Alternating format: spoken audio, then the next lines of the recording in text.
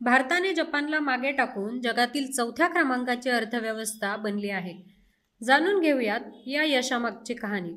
1991 मध्ये भारताने आर्थिक उदारीकरणाचा ऐतिहासिक निर्णय घेतला होता. त्याआधी आपली अर्थव्यवस्था मुख्यत्वे सरकारी नियंत्रणाखाली होती. परंतु उदारीकरणानंतर खासगी क्षेत्राला आणि परदेशी गुंतवणूकदारांना खुलेपणाने संधी मिळाली. या बदलामुळे भारताच्या आर्थिक विकासाला देखील गती मिळाली.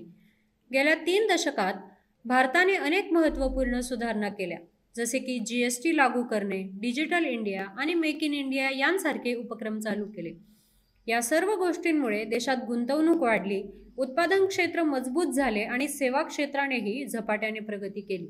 विशेष म्हणजे भारताची IT आणि सेवा क्षेत्रातील कामगिरी जगभरात नावाजली गेली.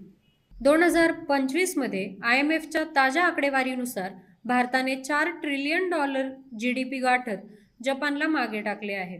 त्यामुळे भारत आता जगातील चौथ्या क्रमांकाची सर्वात मोठी अर्थव्यवस्था बनला आहे. आपल्या पुढे फक्त अमेरिका, चीन आणि जर्मनी हे देश आहेत. हे यश मिळवताना भारताने आपल्या तरुण लोकसंख्येचा, वाढत्या उद्योजकतेचा आणि जागतिक स्तरावर वाढत्या विश्वासाचा फायदा घेतला.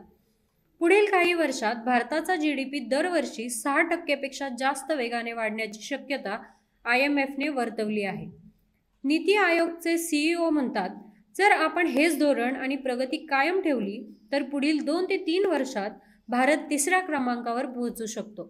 अर्थात अजूनही आपल्या देशासमोर अनेक आव्हाने आहेत, जसे की सर्वसामान्य नागरिकांचे उत्पन्न वाढवणे, शिक्षण आणि आरोग्य क्षेत्रात सुधारणा करणे. पण भारताची वाटचाल निश्चितच सकारात्मक आहे. हा क्षण प्रत्येक भारतीयासाठी अभिमानाचा आहे. चला या ऐतिहासिक यशाचा आनंद साजरा करूया न्यूज डॉट सोबत.